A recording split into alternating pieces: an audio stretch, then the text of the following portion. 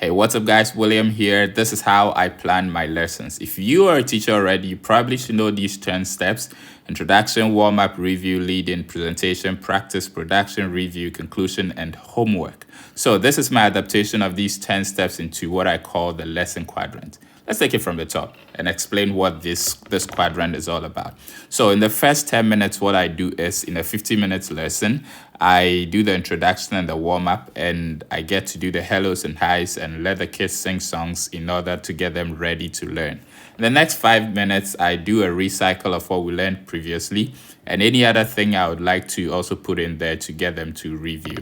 And the next segment is the 35 minutes in this lesson. I do the lead-in, a presentation, practice, production, and review. Basically, I teach the main lesson for the day. And the last segment, which is also a really important segment, is the conclusion, where you know that in every lesson, there are those who don't learn really fast, and there are, as in those who would definitely not get what you taught for the day. So I use this last 10 minutes in order to teach them, to get them to review and give them kind of a leeway into the lesson that was taught in the day.